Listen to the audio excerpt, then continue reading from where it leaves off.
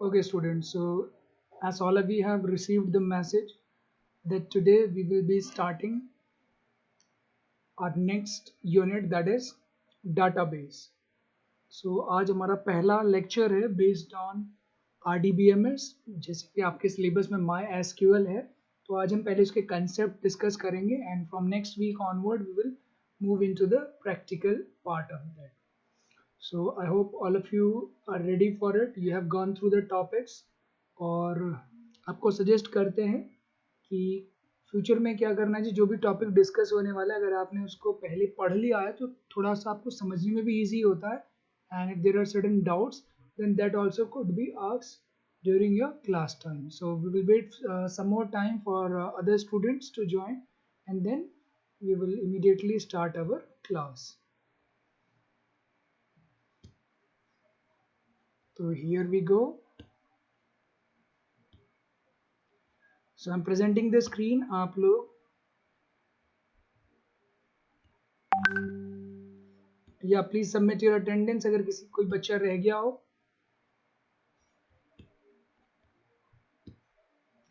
Okay, students. So let's open the PDF. So this is our PDF related to relational database concept. These all PDFs are available. आप चाहें तो इसको DMPS ebook से download कर सकते हैं. तो as per the topics, the first topic which we are going to study is what is a database. तो database होता क्या है बच्चों? तो generally database referred to a particular location where all your data which is organized is kept at a particular place. So database is a simply a organized collection of data. आपका जो organise collection of data होता है उसी को हम database कहते हैं. और सबसे बड़ी चीज़ ये होती है कि यहाँ पर जो हमारा डेटाबेस होता है ये प्योरली आपके जो टिपिकल फाइल सिस्टम्स होती हैं. जैसे अभी आप क्या करते हैं, आपको कोई रिकॉर्ड स्टोर करना है तो what we do, we tend to save something in MS word, तो वो फाइल सिस्टम हो गया. ऐसे ही हम एक्सेल के अंदर सेव कर देते हैं. बट डेटाबेस जो होता है ये with the help of DBMS database management system, इसकी हेल्प से ये आपके डेटा को बहुत ही स्टैंडर्डाइज्ड वे में स्टोर करता है. तो आप देख सकते हैं कि जनरली जो हमारे डेटाबेसेस होते हैं उसमें जो हम आज डिस्कस करेंगे RDBMS relational database management system, उसमें जो आपका डेटा ऑर्गेनाइज्ड होता है वो होता है इन फॉर्म ऑफ टेबल्स. यानी जैसे आप एक्सेल के अंदर टेबल बना लेते हैं. आपको याद होगा आपने क्लास 10th में MS एक्सेस पढ़ा होगा. तो MS एक्सेस भी एक RDBMS है. तो उसमें क्या होता है, जो हमारा डेटा ऑर्गेनाइज होता है वो होता है इन टेबल्स, और टेबल्स को हम रिलेशंस कहते हैं. और ये टेबल्स क्या होते हैं, ये रोज और कॉलम से मिलके बनते हैं. देन क्योंकि जब बहुत सारा डेटा हो जाता है तो डेटा को सर्च करना एक प्रॉब्लम होती है कि भाई बहुत डेटा है, तो आप चाहते हैं कि जल्द से जल्द आपका डेटा सर्च हो जाए. तो उसके लिए we have concept of indexes और कीज. तो ये इंडेक्सेस और कीज की हेल्प से आप आसानी से अपने डेटाबेस के अंदर डेटा सर्च कर सकते हैं. तो आप देख सकते हैं डाटाबेस में कितने तरह के ऑब्जेक्ट्स होते हैं. आप देख सकते हैं लाइक टेबल्स आप बना सकते हैं, आप क्वेरीज बना सकते हैं, रिपोर्ट्स बना सकते हैं. You can see this diagram, this storage, और ये कंटेनर जो दिखा रखा है it is diagram of your database. और इसके जो ऑब्जेक्ट्स हैं वो यहाँ दिखा रखे हैं. आप टेबल्स बना सकते हैं, क्वेरीज और व्यूज के फॉर्म में अपना डेटा इसमें स्टोर कर सकते हैं. Next, importance of database. आप कह सकते हैं सर ऐसे तो डेटा हम अपनी फाइल्स में यानी वर्ड, एक्सेल, इस तरह की फाइल्स में भी स्टोर करते हैं. Then what is the benefit of database, why do we need database? तो माय डियर स्टूडेंट, जब तक आपका डेटा मैनेजेबल होता है, कम होता है, तब तक ये फाइल सिस्टम एफिशिएंट होते हैं, वर्क कर जाते हैं. बट जिस तरह से साइज बढ़ता है, ठीक है, जैसे सपोज कीजिए कोई बहुत बड़ी MNC अमेजॉन है, फ्लिपकार्ट है, तो वहाँ इमेजिन कीजिए पर सेकंड में कितने एक तरह से ऑर्डर्स प्लेस किए जाते हैं. तो जब इस तरह से डेटा का साइज बहुत ह्यूज होता है तो उनको मैनेज करने के लिए you need a specialised software जिसे हम कहते हैं DBMS. तो ये जो डाटाबेस होता है ये आप मान सकते हैं कलेक्शन ऑफ डेटा है जिसको पूरी तरह से हैंडल करने की जो जिम्मेदारी होती है वो आपकी DBMS की होती है, that is database management system. Next आप देख सकते हैं एक्यूरेसी. अब जब आप बहुत सारा डेटा मैनेज कर रहे हैं तो वहाँ पे डेटा वैलिडेशन या डेटा की एक्यूरेसी बहुत इंपॉर्टेंट होती है. तो इसके लिए आप डेटाबेस को इम्प्लीमेंट कर सकते हैं। आप कोई कॉलम ले रहे हैं, उसमें कोई पर्टिकुलर कंडीशन डाल रहे हैं, सपोज कीजिए आपको रेलवे रिजर्वेशन कराना, तो रेलवे रिजर्वेशन में ये होता है कि जो आप रिजर्वेशन करते हैं वो at the most 3 month advance कर सकते हैं। तो उसमें आपने माई स्किल में कंडीशन डाल रखी कि आज से जो 3 महीने बाद की डेट है उसके बाद की डेट ना ले। तो इस तरह के आप वैलिडेशन रूल्स और चेक्स लगा सकते हैं यूजिंग RDBMS। ठीक है बच्चों। Next, ease of updating data. अब इसके अंदर डेटा अपडेट करना भी बहुत आसान होता है। अब डेटा अपडेट करना सिंपल फाइल्स में प्रॉब्लमेटिक हो जाता है। क्यों? सपोज कीजिए एक फाइल है, उसको हम बहुत सारे लोग मैनेज कर रहे हैं, तो हमने अपने अपने कॉपीज सेव कर रखी है। जो हमने अपडेट करा है ज़रूरी नहीं वो सबको रिफ्लेक्ट हो जाए। जबकि यहाँ पर क्या होता है, इन ये RDBMS हम डेटा को कम से कम कॉपी करते हैं, एक ही डेटा रखते हैं और उसी को हर जगह से एक्सेस कर लेते हैं। तो इसकी हेल्प से क्या होता है, इसकी हेल्प से आप उसकी मल्टीपल कॉपीज नहीं बनाते, और जब मल्टीपल कॉपीज कम से कम बनती है तो उसमें डेटा गलत होने के चांसेस भी कम हो जाते हैं। और क्योंकि आपका जो ये डाटाबेस है ये आपका ऑनलाइन, आप सर्वर इसके डेटाबेस के सर्वर को एक्सेस कर सकते हैं, तो multiple people can edit that record. ठीक है। Next, security of data. अब जैसा आप जानते हैं, जैसे ई बैंकिंग है आजकल, ई शॉपिंग है, तो वहाँ पर डेटाबेस में सबसे इंपॉर्टेंट हो जाता है सिक्योरिटी, कि कोई भी पर्सन उसको ईजिली एक्सेस ना कर पाए। तो डेटाबेस में आपके पास अलग अलग लेयर्स होते हैं सिक्योरिटीज के, उसमें अलग अलग यूजर्स, जैसे आपके कंप्यूटर्स में, विंडोज में भी we have different users with different right. ठीक इसी तरह से आप माई एसक्यूएल या किसी भी RDBMS में यूजर्स बनाते हैं और विद देयर एक्सेस, कि वो किस किस डाटाबेस को या किस टेबल को एक्सेस करता है। तो इस तरह से वी हैव गॉट सिक्योरिटी, जिससे कि अगर आपका डेटाबेस कॉमन मतलब रिमोट सर्वर पर स्टोर्ड भी है तो उसको सब एक्सेस ना करे, जिसको आपने उसको अलॉट कर रखी है permission, only those person can access it. Second, encrypted data भी इसके अंदर होता है, तो इसके अंदर आप डाटा चाहें तो सिंपल वे में भी रख सकते हैं और इनक्रिप्ट करके भी रख सकते हैं। Next, data integrity. अब ये डेटा इंटीग्रिटी क्या होता है बच्चों? डेटा इंटीग्रिटी का मतलब होता है कि जो भी आपका डेटा है that reflects one and only one thing. ऐसा ना हो कि सपोज कीजिए स्कूल का रिकॉर्ड है, वहाँ किसी एक रिकॉर्ड में आपकी 2 मंथ की फीस ड्यू दिखा रखी है, किसी एक में 4 मंथ की ड्यू दिखा रखी है। तो इस तरह से आपका गलतियां ना हो, इनकंसिस्टेंसी या इनकरेक्ट डेटा नहीं होना चाहिए। तो वो सारी चीजें यहाँ आपका जो ये RDBMS कह लीजिए या DBMS कह लीजिए, उसके अंदर इन सारी प्रॉब्लम को शॉर्ट आउट कर दिया जाता है। ओके। नेक्स्ट, अब हमने डाटाबेस ऊपर डिस्कस करा। अब आपको पता है कि डेटाबेस तो सिर्फ आपका ऑर्गेनाइज कलेक्शन हो गया, वो एक फॉर्मेट हो गया, बट उस फॉर्मेट में डेटा स्टोर करना, डेटा को प्रॉपरली रिट्रीव करना, डेटा को अपडेट करना, इसके लिए we need a specialised software जिसको हम कहते हैं DBMS। So this DBMS stand for database management system. तो ये सारा का सारा security, proper standardisation, data update करना, that is all managed by DBMS। आप okay, so database management system discuss कर रहे थे हम। तो इट इज़ अ सॉफ्टवेयर जिसकी हेल्प से आप इस पूरे डेटाबेस को मैनेज करते हैं। तो आपको स्टोर करना है, किस फॉर्मेट में स्टोर करना है, देन सिक्योरिटी कंसर्न जो हैं, फिर इनको मेंटेन करना है, इसमें बैकअप, रिस्टोर, फिर यूजर्स को अलग अलग राइट्स देने। तो ये सारा का सारा काम आप कर सकते हैं through a specialised software which is known as DBMS। Then you can see here database system. जब आप DBMS सॉफ्टवेयर को किसी डेटाबेस के साथ यूज करते हैं तो it is generally referred as database systems. और अगर बात करें आप कुछ examples of DBMS software, particularly RDBMS, तो you can see here Oracle, MS SQL server, MS Access, Paradox, DB2 और MySQL। तो इसमें जैसे कि आपको पता है कि in our syllabus we have got MySQL, क्योंकि ये ओपन सोर्स है, इसका सोर्स कोड अवेलेबल है, यानी ये फ्रीवेयर भी है, यानी फ्रीली आप इसको डाउनलोड भी कर सकते हैं। Next, what are the advantages? आप अगर कोई DBMS यूज कर रहे हैं तो ये DBMS आपको क्या क्या एडवांटेजेस देता है as compare to simple file handling. क्योंकि अगर हम चाहें तो अपना जो प्रोग्राम है पाइथन का डेटा रिकॉर्ड करने के लिए आप फाइल भी यूज कर सकते हैं, but there are certain added advantages, कुछ एडवांटेजेस होते हैं जो आपको यहाँ DBMS प्रोवाइड करता है which are missing in your typical file system. तो वो क्या क्या है? सबसे पहले आप देख सकते हैं जो पहला वर्ड है redundancy. So redundancy means duplication of data. तो अगर आप यूज कर रहे हैं कोई भी DBMS तो वहाँ पे आपका जो डाटा के अंदर डुप्लीकेशन है उसको हम मिनिमाइज कर सकते हैं, कम से कम कर सकते हैं। तो इससे क्या होगा, जब हमारा डेटा एक ही जगह हो तो उसके अंदर अपडेट्स इजी हो जाते हैं। अदरवाइज अगर आपके पास मल्टीपल डेटाज हैं then you have to take care कि आपको सारे इंस्टेंसेस जो भी अवेलेबल है उन सबको अपडेट करना होता है।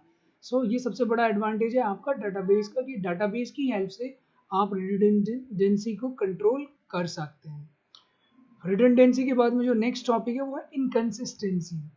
अब क्या होता है, सपोज कीजिए आपके पास एक से ज़्यादा कॉपीज़ हैं सेम डेटा की, आप कहीं प्रॉपर अपडेट्स कर चुके, कहीं आप अपडेट करना आपसे रह गया, तो उस केस में क्या होगा, आपका जो डेटाबेस होता है वो इनकंसिस्टेंस हो जाता है। इनकंसिस्टेंसी मीन्स वहाँ पर अगर आप एक ही डेटा देखना चाहते हैं अलग अलग टेबल्स में तो वो they are reflecting different values, वो दोनों अलग अलग चीज़ें शो कर रहे हैं। For example let's say we have got fee record, तो फी रिकॉर्ड में आपने अलग अलग टेबल्स बना रखी है लेट्स से, तो वहाँ अगर दो एक ही स्टूडेंट के दो records and both are showing different data, so that is a kind of incorrect data और ये आपका डेटाबेस इनकंसिस्टेंस हो रहा है। तो इस तरह से क्योंकि यहाँ पे रिडंडेंसी कम होती है यानी आप सिंगल कॉपी रखते हैं तो उसकी हेल्प से आप इनकंसिस्टेंसी को भी मिनिमाइज कर सकते हैं या ख़त्म कर सकते हैं। देन डेटाबेस आप डेटा शेयर कर सकते हैं। तो जैसा कि आपने देखा कि डेटाबेस के अंदर अप्रोच जो यूज़ किया जाता है वो ये है कि आपका डेटा एक ही जगह स्टोर किया जाएगा और जहाँ भी उसको यूज़ करना है सिंपली उसको हम शेयर कर देंगे। ठीक है, अब ये शेयर करने के लिए जो कंसेप्ट होता है वो हम आगे पढ़ेंगे जिसे हम फॉरेन की कहते हैं या रेफरेंशियल इंटीग्रिटी के नाम से जानते हैं। Next, database ensures security. तो आपका जो ये डेटाबेस होता है इसमें सिक्योरिटी भी मल्टीपल लेयर्स की होती हैं। आप जैसे लॉगिन कर रहे हैं तो आपको डिफरेंट यूज़र अकाउंट्स जैसे आप विंडोज़ में बनाते हैं, ठीक इसी तरह से यहाँ भी आप यूजिंग दिस RDBMS आप अलग अलग यूज़र्स और अलग अलग यूज़र्स को अलग अलग राइट्स, यानी अगर आपने कोई यूज़र बनाया और उसको किसी एक पर्टिकुलर टेबल पे राइट दिया तो वो सिर्फ उसी टेबल को ही एक्सेस कर सकता है और उसमें जो राइट्स दिए गए हैं चेंज करने के, अपडेट करने के, सिर्फ वही एक्शन परफॉर्म कर सकता है। तो इस तरह से आपका जो डेटा है वो बहुत ज़्यादा सिक्योर हो गया क्योंकि आपने अलग अलग यूज़र्स को अलग अलग राइट्स दे रखे हैं ऑन डिफरेंट डेटाबेस ऑब्जेक्ट्स। ठीक है, जो कि फाइल के अंदर मिसिंग होता है। फाइल के अंदर सिंपली आप उसमें एक पासवर्ड रख सकते हैं तो पासवर्ड का एक्सेस जिसको पास भी है they can modify it. Okay, तो नेक्स्ट है आपका डाटाबेस मेंटेन्स इंटीग्रिटी। अब ये इंटीग्रिटी मीन्स कि वैलिडिटी आपकी मेंटेन रहती है। ठीक है, तो यहाँ पे स्टैंडर्डाइजेशन डिस्कस किया गया कि सपोज कीजिए अगर आप कोई फाइल सिस्टम यूज़ करते हैं वहाँ कोई भी डेटा डाल रहे हैं तो वो डेटा सही है या नहीं है ये भी प्रोग्रामर को खुद अपने एंड पे चेक करना पड़ता है। जबकि अगर आप RDBMS यूज़ करते हैं तो ये सारा जो चेकिंग है डेटा वैलिडिटी और ये सब कुछ ये सब आपके RDBMS एंड पर ही हो जाता है, आपके DBMS एंड पे हो जाता है। तो इट मीन्स ये प्रोग्रामर को रिलीव कर देता है। तो जैसे आप एग्जांपल देख सकते हैं, आपने कोई डेट डाली है लाइक दिस, आपने इसके अंदर मंथ देख सकते हैं, इट इज़ रॉन्ग, बट अगर आप नॉर्मल फाइल में डालेंगे तो वो तो इसको एक डेटा के तौर पे ले लेगा। बट अगर आप यही वर्क किसी डेटाबेस के अंदर कर रहे हैं तो आपने पहले उसका डेटा टाइप डिफाइन कर रखा, क्योंकि ये इनवैलिड है तो ये वैल्यू एंटर ही नहीं करेगा। तो यू कैन सी कि बीइंग अ प्रोग्रामर ये प्रोग्रामर को बहुत सारे यानी डेटा रिलेटेड जितने भी ऑपरेशंस हैं, जितना वैलिडेशन है, उस सब से रिलीव करता है। ठीक है, so this is the biggest advantage of DBMS। Next, अगर मॉडल की बात करते हैं, अब देखो बच्चों मॉडल जैसे आपको नाम से समझ में आ रहा है, मॉडल ये बताता है कि आपका जो भी डेटा आप स्टोर कर रहे हैं वो किस तरह से ऑर्गेनाइज होगा, उसका स्ट्रक्चर क्या होगा। So that is meant by the data model. So अब यहाँ आप देख सकते हैं वी हैव हियर 3 और रेदर 4 डेटा मॉडल्स। आप पहला देख सकते हैं रिलेशनल, नेक्स्ट वन आप देख सकते हैं नेटवर्क, हायरार्किकल और ऑब्जेक्ट ओरिएंटेड डेटा मॉडल। सो रिलेशनल डेटा मॉडल वही जो आप लोग पढ़ने जा रहे हैं, MySQL एक RDBMS हो, तो इसमें क्या होता है जो हमारा डेटा होता है ये रिलेशंस या टेबल्स के फॉर्म में अवेलेबल होता है। ओके, तो ये रिलेशन या टेबल के फॉर्म में अवेलेबल होगा और इसकी हेल्प से आप जो डेटा है उसको बनाने के लिए पहले आपको टेबल्स बनानी होंगी, टेबल बनाएंगे, उसमें फील्ड्स बनाएंगे, फील्ड का डेटा टाइप डिफाइन करेंगे, नेम डिफाइन करेंगे और उसके बाद में आप उसके अंदर डेटा फीड करेंगे। तो RDBMS का जो बेसिक यूनिट होता है दैट इज टेबल और अ रिलेशन। अब इसमें आप देख सकते हैं कि जो रो होती है किसी भी टेबल यानी एक रिकॉर्ड होता है, तो वो एक कंप्लीट इंफॉर्मेशन रिप्रेजेंट करता है और ये सारे आपस में इंटर रिलेटेड होते हैं, ठीक है। और जो रो आपकी होती है that is known as tuple या रिकॉर्ड। कोई जो रिकॉर्ड होता है कंप्लीट सेट ऑफ इंफॉर्मेशन होता है, तो RDBMS के अंदर उसके लिए एक टर्म यूज किया जाता है tuple, tuple which means a record. Similarly set of information जैसे आपका नेम हो गया, आपका डेट ऑफ बर्थ हो गया, तो एक ऐसा कॉलम जिसके अंदर एक स्पेसिफिक इंफॉर्मेशन स्टोर की गई है that is known as attribute और फील्ड। तो ये तो है वर्किंग आपके डेटा मॉडल जो कि रिलेशनल डेटा मॉडल है। अब हम नेक्स्ट डेटा मॉडल पे मूव करते हैं। यहाँ पर रिलेशनल के अंदर आपका जो डेटा ऑर्गेनाइज होता है वो रिलेशन टेबल्स के फॉर्म में होता है, but in network it is represented by collection of records. ये कलेक्शन ऑफ रिकॉर्ड्स के रूप में आप डेटा स्टोर करते हैं नेटवर्क डेटा मॉडल में, और ये सारे रिकॉर्ड्स आपस में इंटरलिंक्ड होते हैं, इनमें रिलेशनशिप सेट होता है और इसको हम लिंक करने के लिए लिंक्स यूज करते हैं। तो ये नेटवर्क डेटा मॉडल है जिसमें कलेक्शन ऑफ रिकॉर्ड्स हैं and they are inter related with the help of links. Then next देखते हैं हियरार्की। अभी ये हियरार्की वर्ड का मीन्स होता है रैंकिंग। जैसे आप कोई भी ऑर्गेनाइजेशन लें तो ऑर्गेनाइजेशन में क्या होता है, we have got a proper structure. जैसे उसमें let's say manager and the principal they're at the top, उसके नीचे वी कैन से एचओडीज के अंदर उनके respective subject teachers and all.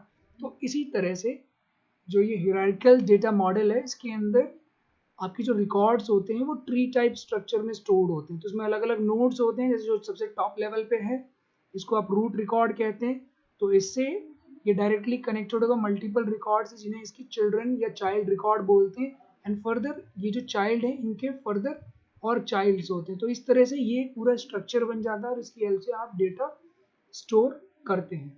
The next and the last one is object oriented data model. आप में से कुछ बच्चों ने जावा पढ़ी होगी इन क्लास 10, तो आपको पता है कि Python, Java, C plus plus they all are object oriented data model, object oriented programming language, sorry. तो what is this object oriented data model? ये ऑब्जेक्ट ओरिएंटेड डेटा मॉडल में क्या होता है, जो आपने पढ़ रखा है कि डेटा अपने आप में एक एंटिटी होती है which contain its data as well as its functions या मेथड।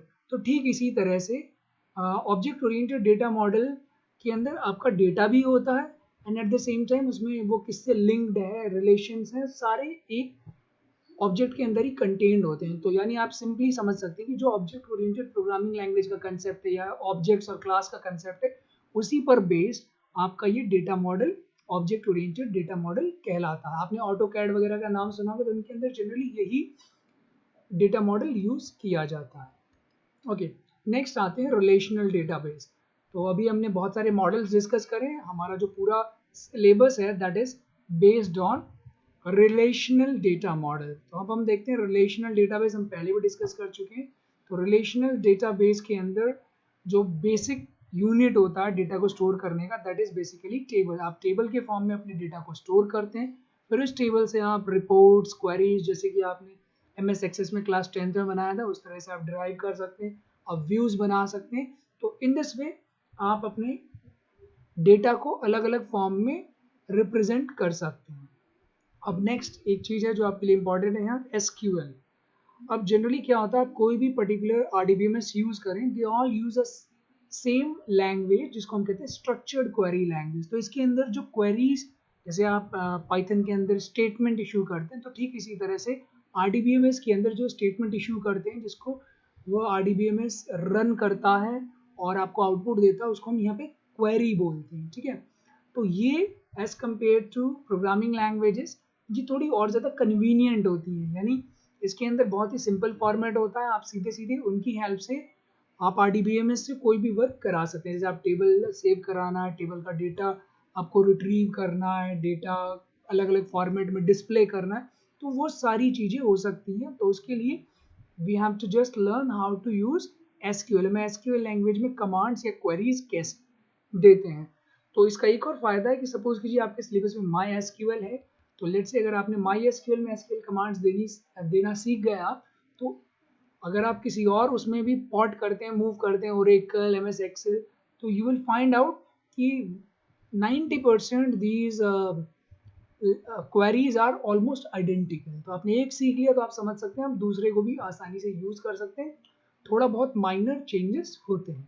तो इस तरह से आप एसक्यूएल लैंग्वेज सीखेंगे इसके अंदर, जिसकी हेल्प से आप अपने पूरे आरडीबीएमएस को कंट्रोल करेंगे। आपको पता है कि माई एसक्यूएल जो है, माई एसक्यूएल एक CUI बेस्ड सर्वर है, तो इसमें आपको एमएस एक्सेस की तरह ग्राफिकल इंटरफेसेस नहीं मिलेंगे। जनरली जो आपके सिलेबस में कमांड लाइन प्रॉम्प्ट आपको मिलता है, तो उसकी हेल्प से आपको कंट्रोल करना है। तो वहाँ पर जो भी हम वर्क लेंगे, that would be taken all with the help of this query. Although GUI based आपके क्लाइंट्स भी अवेलेबल हैं आपके माई एसक्यूएल के, बट आपके सिलेबस के अंदर जनरली हमने CBSE ने CUI बेस्ड दे रखा है, बिकॉज अगर आप CUI बेस्ड इंटरफेस यूज कर लेते हैं तो आपके लिए GUI यूज करना रिलेटिवली बहुत आसान होगा। अब नेक्स्ट देखते हैं कुछ टर्मिनोलॉजी डेटाबेस से रिलेटेड। तो आप यहाँ देख सकते हैं, here we have a table, एक यहाँ पर हमारी टेबल यूज कर रहे हैं हम, और इस टेबल में you should know all the terms. जैसे आप देख सकते हैं, टेबल को हम क्या कहते हैं, रिलेशन बोलते हैं, तो यहाँ पे आपको रिलेशन शो किया गया। देन जो ये टेबल बनेगी, it will be made up of various fields, field कह सकते हैं, कॉलम्स कह सकते हैं, और इसी को हम एट्रीब्यूट कहते हैं। अब इसको समझते हैं, जैसे सपोज कीजिए ये SR नंबर है, फॉर एग्जाम्पल सीरियल नंबर है S1 S2 S3 S4 and S5। सो ये एक तरह की इंफॉर्मेशन स्टोर कर रहा है, let's say serial number of these student और these people, okay. Then next आप देख सकते हैं, जो नेक्स्ट फील्ड है या नेक्स्ट जो आपका एट्रीब्यूट है, that is student name. So it contains name of all these students और एम्प्लॉयज जो भी हैं, तो इनको हम कहते हैं एट्रीब्यूट्स। एट्रीब्यूट्स का मतलब होता है एक तरह का डेटा, और ये होमोजीनियस होता है। जैसे आप देख सकते हैं कि यहाँ पर ये अनिल, विशाल, दीज आर ऑल टेक्स्ट, ये स्ट्रिंग्स हैं, तो इसका एक डेटा टाइप होगा। अब नेक्स्ट देखिए स्टेटस, स्टेटस में आपको सारी इंटीजर वैल्यू दिख रही है, तो these are known as attributes, इनको हम एट्रीब्यूट्स कहते हैं, फील्ड्स भी कहते हैं और कॉलम्स भी कहते हैं। और इनकी प्रॉपर्टी होती है, एक ही तरह का डेटा स्टोर करते हैं, यानी इनका आपको डेटा टाइप सेट कर, जैसे स्टेटस आप देख सकते हैं यहाँ इसका डेटा टाइप में इंटीजर सेट कर रखा है, इट मीन्स ये सिर्फ इंटीजर वैल्यू ही अपने अंदर स्टोर करेगा। सो आई होप आपको एट्रीब्यूट क्लियर हो गया होगा। Attributes are the fields name, आप यहाँ देख सकते हैं। ठीक इसी तरह से अब चलते हैं रिकॉर्ड वाइज। जैसे पहला रिकॉर्ड S1 अनिल का है, तो ये कंप्लीट सेट ऑफ इंफॉर्मेशन, तो कंप्लीट सेट ऑफ इंफॉर्मेशन को हम रिकॉर्ड या फिर टपल्स कहते हैं, ध्यान रखिएगा। तो similarly these are all the tuples. अब देखिए कितने टपल्स हैं इसके अंदर, तो we can see there are 5 tuples. तो जो टपल्स की संख्या होती है, नंबर्स, हाउ मेनी टपल्स, उसी को हम कहते हैं cardinality. How many records are there in a particular relation or a table, that is known as cardinality, okay। और नेक्स्ट कितने उसके अंदर फील्ड्स या एट्रीब्यूट्स हैं, इसे हम कहते हैं उसकी डिग्री। किसी भी रिलेशन की डिग्री ये दिखाती है कितने इसमें फील्ड्स हैं या फिर एट्रीब्यूट्स हैं।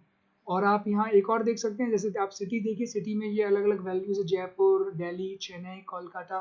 तो यू कैन सी जो वैल्यूज किसी पर्टिकुलर एट्रीब्यूट में आ सकती हैं, उसको हम उसका डोमेन कहते हैं।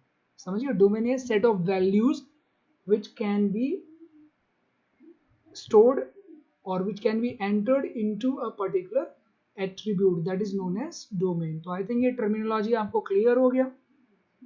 अब नेक्स्ट एक यहाँ पे प्राइमरी की है, जब हम की डिस्कस करेंगे तो इसको भी डिस्कस करेंगे। आई थिंक आप में से ज़्यादातर बच्चों को पता होगा, किसी भी टेबल के अंदर अगर आपको पूरे रिकॉर्ड को आइडेंटिफाई करना है, तो आइडेंटिफाई करने के लिए आपको पता है कि किसी ना किसी फील्ड का जो वैल्यूज अगर वो अलग होगी तभी आप आइडेंटिफाई कर सकते हैं। फॉर एग्जांपल अगर यहाँ पे 2 एम्प्लॉयज अनिल के नाम से हैं, तो अगर हम अनिल कॉल कर दें, so that creates a confusion, वो किस अनिल की बात कर रहे हैं।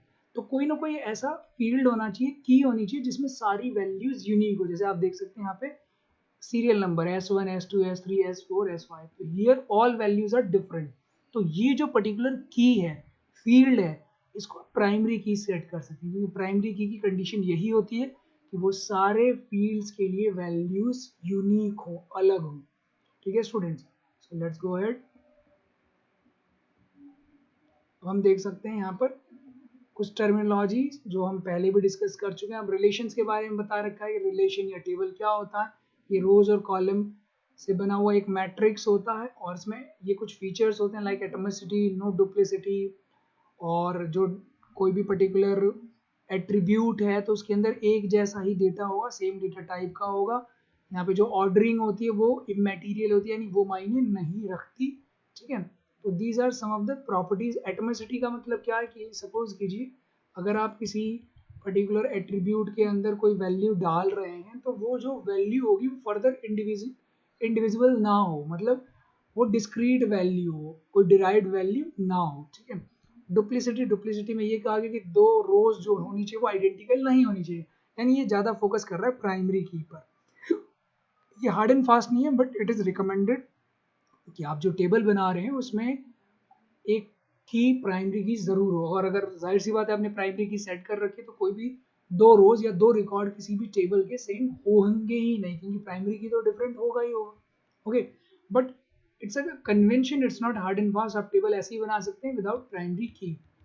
नेक्स्ट आप देखिए डोमेन्स। डोमेन आपको पता है कलेक्शन ऑफ वैल्यूज, वो सारी वैल्यूज जो किसी पर्टिकुलर फील्ड के अंदर, कॉलम के अंदर आप यूज कर सकते हैं, इंसर्ट कर सकते हैं, उन्हें हम डोमेन कहते हैं। टपल, एंटिटी या रिकॉर्ड, ये आपके रोज को कहते हैं, complete set of information. Attributes और फील्ड, ये जो टेबल के कॉलम्स होते हैं जिसके अंदर एक ही तरह की इंफॉर्मेशन स्टोर करते हैं, it is known as attribute. और फील्ड, डिग्री आपको पता ही है कितनी फील्ड्स या कितने एट्रीब्यूट्स हैं उसको हम डिग्री कहते हैं। कार्डिनलिटी, कितने रोज या रिकॉर्ड्स हैं। अब नेक्स्ट की पर आते हैं कि कीज क्या क्या होती है। इसके लिए हम इसका डायग्राम पहले डिस्कस करते हैं, फिर ये डेफिनेशन देखेंगे। So we are coming here. अब आप यहाँ देखिए कीज इन डाटाबेस। डाटाबेस के अंदर कितनी सारी कीज होती हैं, यू कैन सी हियर। सबसे ऊपर वाला डायग्राम आप देखिए। अब सपोज कीजिए हमने एक टेबल बनाई है, और जैसे आपको बताया गया है कि जनरली जब हम टेबल बनाते हैं तो इट इज़ अ रिकमेंडेशन कि उस टेबल में कम से कम हमें एक प्राइमरी की सेट करना हो। तो उससे फ़ायदा ये होता है कि उससे हम हर रिकॉर्ड को यूनिकली आइडेंटिफाई कर सकते हैं। अब ध्यान से इस टेबल को देखिए। टेबल का नाम है एम्प्लॉय नेम। पहला जो एट्रीब्यूट है वो है एम्प्लॉय आईडी, दूसरा employee name, address, licence number, passport number. अब हमें ये देखना है कि यहाँ पर कौन से ऐसे कॉलम्स हैं जिनको हम प्राइमरी की बना सकते हैं। आपको पता है प्राइमरी की क्या कंडीशन होती है कि ऑल वैल्यूज, जो भी वैल्यूज हैं वो यूनिक होनी चाहिए। तो अगर देखा जाए यहाँ तो यहाँ तो सारी वैल्यूज ही यूनिक है, तो क्या हम इनमें से किसी भी पर्टिकुलर फील्ड को प्राइमरी की बना सकते हैं? तो आंसर है नहीं, क्योंकि हो सकता है दो एम्प्लॉयज के नेम सेम हो सकता है दो एम्प्लॉयज के एड्रेस भी सेम हो सकते हैं। तो बिकॉज ऑफ दैट पॉसिबिलिटी ये दोनों तो डिस्कार्ड हो गए, ना एड्रेस बन सकता ना एम्प्लॉय नेम। अब आते हैं एम्प्लॉय आईडी। अब कोई भी ऑर्गेनाइजेशन अगर ये सेम ऑर्गेनाइजेशन में काम कर रहे हैं, मान के चल रहे हैं कि they are in same organisation, तो ऑब्वियसली इन सबकी एम्प्लॉय आईडी भी यूनिक होगी, जैसे आप यहाँ देख सकते हैं। फिर लाइसेंस नंबर, सपोज कीजिए किसी भी चीज़ का लाइसेंस नंबर है तो ऑब्वियसली लाइसेंस नंबर भी सबके लिए यूनिक होंगे। ऐसी पासपोर्ट नंबर। तो इट मीन्स इस टेबल में हमारे पास तीन कॉलम्स हैं, एम्प्लॉय आईडी, लाइसेंस नंबर और पासपोर्ट नंबर, जो प्राइमरी की बन सकते हैं। तो ध्यान रखिएगा वो सारे फील्ड्स को हम की कहते हैं। Important fields are known as keys. तो वो सारे इंपॉर्टेंट फील्ड जो प्राइमरी की बन सकते हैं उन्हें हम कहते हैं कैंडिडेट की। सो दैट इज कैंडिडेट की। नेक्स्ट, अब सिंपली आप ध्यान रखिएगा कि कोई भी टेबल है तो एक टेबल के अंदर सिर्फ एक ही प्राइमरी की हो सकती है। तो अब आपके पास ऑप्शन है भाई, तीन आपके पास ऑप्शन है, अब तीनों में से कोई एक आपको चूज करना होगा। तो it is up to you, आप तीनों में से किसी को भी चूज कर लें। तो जिसको आप चूज कर लेंगे वो आपकी प्राइमरी की बन। जैसे इस एग्जाम्पल में आप देख सकते हैं एम्प्लॉय आईडी को उन्होंने प्राइमरी की सेलेक्ट करा है। ठीक है, तो कैंडिडेट की थे तीन, सेलेक्ट हुआ एक, यानी बाकी दो रह गए। जो दो रह जाते हैं उनको हम कहते हैं ऑल्टरनेट कीज। ओके, अब आप ध्यान से देखिए, आपको कैंडिडेट की क्लियर हो गया। वो सारे कीज या फील्ड्स जो प्राइमरी की बन सकते हैं उन्हें हम कहते हैं कैंडिडेट की। आपको पता है प्राइमरी की एक ही हो सकती है एक टेबल में, तो किसी एक को आपने प्राइमरी की सेट कर दिया, जो बाकी रह गए they are known as alternate keys. अब नेक्स्ट देखिए यूनिक की, क्योंकि लाइसेंस नंबर, पासपोर्ट नंबर ये भी यूनिक है, बट हमने प्राइमरी की नहीं बनाया तो ये यूनिक कॉन्स्टेंट इनका सेट हो गया, यानी ये यूनिक कीज है। और चाहे कोई प्राइमरी की हो, कैंडिडेट हो या यूनिक हो, इसको हम कहते हैं सुपर कीज। ये कॉमन टर्म है फॉर ऑल ऑफ देम। अब एक और बात यहाँ पे समझना चाहिए आपको एक और कंसेप्ट होता है कंपोजिट प्राइमरी की। जैसे आपको क्या बताया गया कि एक टेबल के अंदर एक ही प्राइमरी की हो सकती है, मगर अगर हम दो कॉलम को मिला के प्राइमरी की बनाए, ध्यान रखिएगा मिला के, दोनों अलग अलग नहीं है। एक तो हम ये कह रहे हैं एम्प्लॉय आईडी प्राइमरी की हो गई, एम्प्लॉय नेम भी, तो ये कॉन्ट्राडिक्ट कर रहा है क्योंकि एक ही हो सकता है। यहाँ तो हम कह रहे हैं कि एम्प्लॉय आईडी भी है और एम्प्लॉय नेम भी है, बट कंपोजिट प्राइमरी की में क्या होता है, दोनों के कलेक्शन को लेते हैं, तो आप कंपोजिट प्राइमरी की भी बना सकते हैं। ठीक है, सपोज कीजिए आपने एम्प्लॉय आईडी और लाइसेंस नंबर को कंपोजिट प्राइमरी की बना दिया, it all depends on you. अब नेक्स्ट देखते हैं, आई थिंक ये आपको समझ में आ गया। अब देखिए नेक्स्ट में कंपोजिट की आपने यूज कर रखी है, जैसे आप यहाँ देख सकते हैं। सपोज कीजिए एम्प्लॉय की आप सैलरी टेबल में देख रहे हैं, तो अब एम्प्लॉय 100 है, सपोज कीजिए आपको उसकी सैलरी देखनी है, तो अब ये तो अलग अलग मंथ में सबको सैलरी मिली है, तो प्राइमरी की तो यूनिक होना चाहिए, तो 100 तो यूनिक नहीं है, देखो 100 दो बार रिपीट हुआ, तो इस केस में हम क्या करते हैं कंपोजिट प्राइमरी की। कैसे, अगर हमने एम्प्लॉय का आईडी और मंथ ले लिया, तो देखो एक एम्प्लॉय को एक ही बार सैलरी मिलेगी, तो अब ये यूनिक हो गया। तो इस तरह से जहां एक से ज़्यादा फील्ड्स या कीज मिलकर यूनिक वैल्यूज बनाते हैं, तो उन्हें हम कंपोजिट कीज बोलते हैं। तो ये कंपोजिट प्राइमरी की का एग्जांपल। नेक्स्ट एक और देखें फॉरेन की का, यहाँ पे आप फॉरेन की देख सकते हैं। फॉरेन की क्या है, सपोज कीजिए आपके पास 3 ही एम्प्लॉयज हैं और आपको इनकी सैलरी जनरेट करनी है और इनकी कोड डालने, एम्प्लॉय कोड या एम्प्लॉय आईडी। तो आप यहाँ देख सकते हैं कि एम्प्लॉय आईडी यहाँ गिवन है 100, 101, 102। तो यहाँ पर सपोज कीजिए आप एंटर कर रहे हैं, आपने 100 डाल दिया और गलती से आपने 103 डाल दिया, जबकि 103 नाम का तो कोई एम्प्लॉय है ही नहीं। तो अब इस चीज को कैसे रोकेंगे, इसे रोकने के लिए कंसेप्ट आता है फॉरेन की का। हम क्या करेंगे माय डियर स्टूडेंट्स, हम एम्प्लॉय आईडी जो ये कॉलम है सैलरी टेबल की, इसको हम फॉरेन की बना देंगे, और ये फॉरेन की किसका बनेगा, ये एम्प्लॉय टेबल के एम्प्लॉय आईडी का बनेगा। तो इसको शॉर्ट में आप समझ सकते हैं कि हमने इन दोनों को आपस में रिलेशनशिप सेट कर दिया। तो वो क्या होगा, जब भी आप कोई वैल्यू जहां डालेंगे, तो पहले वो अपने पेरेंट टेबल में जाके चेक करेगा क्या ये वैल्यू एग्जिस्ट करती है। अगर वो एग्जिस्ट करती है तो वो यहाँ डल जाएगी, इंपोर्ट हो जाएगी, अदरवाइज वो एरर दे देगा कि ये वैल्यू है ही नहीं। तो ये कंसेप्ट कहलाता है फॉरेन की का। तो आई थिंक आज का हमारा ये सेशन कंप्लीट हो गया। आपको कोई डाउट नहीं है तो आप यहाँ देख सकते हैं, हम ऊपर चल के आपको दिखाते हैं। यही सारा यहाँ पे इनको डिफाइन किया गया है। सबसे पहले कीज डिफाइन करे गए हैं कि कीज इंपॉर्टेंट रोल प्ले करते हैं। ये यूनिक रोज को आइडेंटिफाई करने के लिए यूज किए जाते हैं या फिर रिलेशनशिप सेट करने के काम आते हैं। दो चीजें, या तो यूनिकली आइडेंटिफाई करेंगे या रिलेशनशिप सेट करेंगे। यानी आपको यूनिकली आइडेंटिफाई करना है तब भी उसको की बनाना है, आपको फॉरेन की बनाना है तो उसको भी आपको पहले की बनाएंगे तब जाके वो फॉरेन की बनेगा। अब देखिए कितनी तरह की कीज होती हैं, आप यहाँ देख सकते हैं। प्राइमरी की, आपको पता है प्राइमरी की क्या है, कॉलम है या सेट ऑफ कॉलम्स हैं जो यूनिकली आइडेंटिफाई करते हैं हर एक रिकॉर्ड को किसी भी टेबल में, उसे हम प्राइमरी की कहते हैं। कैंडिडेट की आपको पता है वो एट्रीब्यूट या सेट ऑफ एट्रीब्यूट जो प्राइमरी की बनने के योग्य होते हैं, यानी जिनमें योग्यता होती है। अल्टरनेट की वो कैंडिडेट की जो प्राइमरी की नहीं बने, they are known as alternate key. अब ये फॉरेन की क्या है, फॉरेन की का आपको कंसेप्ट बताया। फॉरेन की जो होता है ये एक रिलेशनशिप क्रिएट करता है, इसको रेफरेंशियल इंटीग्रिटी में भी हम पढ़ते हैं। ये क्या करता है बच्चों, ये आपके टेबल के अंदर जो चाइल्ड टेबल है उसके अंदर वही डेटा इंसर्ट करेगा जो पहले से एग्जिस्ट हो रहा हो। तो ये क्या करता है, किसी नई टेबल में वैल्यूज तभी लेगा जब वो उसके पेरेंट टेबल में या जो एग्जिस्टिंग टेबल है अगर उसमें वो डेटा एग्जिस्ट करता है तभी आप इसको यूज कर सकते हैं। तो ये एक रेफरेंस के तौर पे, आप कह सकते हैं डेटा शेयर करने के लिए यूज किया जा रहा है कि जो डेटा ऑलरेडी एग्जिस्ट है सिर्फ वही यहाँ एंटर हो सकता है। तो आई थिंक इतना आपको क्लियर हो गया। अब हम आपको last but not the least आपको MySQL का इंट्रोडक्शन दिखा देते हैं। तो दिस इज योर MySQL। आप जैसे MySQL इंस्टॉल करेंगे तो इस तरह से आपके विंडोज 10 में ये चीज़ें इंस्टॉल हो जाएंगी। आपको ओपन करना MySQL command client and you will get this kind of interface. यहाँ जो भी आपका पासवर्ड, अपना पासवर्ड टाइप कीजिए, हिट एंटर। अगर पासवर्ड सही है तो ये इस तरह से आपको शो कर देगा स्क्रीन। अब यहाँ पर आज आपको सिर्फ एक कमांड बताते हैं, शो डाटाबेस। ये बहुत सिंपल है माय डियर स्टूडेंट, पाइथन के कंपैरेटिवली बहुत इजी है। शो डाटाबेस, आपको नाम से पता चले डाटाबेस की लिस्ट दिखानी, आप एंटर करें जितने डेटाबेस यहाँ पे अवेलेबल है वो आप यहाँ देख सकते हैं। तो I think that's all for today. अब नेक्स्ट क्लास में हम इसी को स्टडी करेंगे। Till then take care, bye bye students.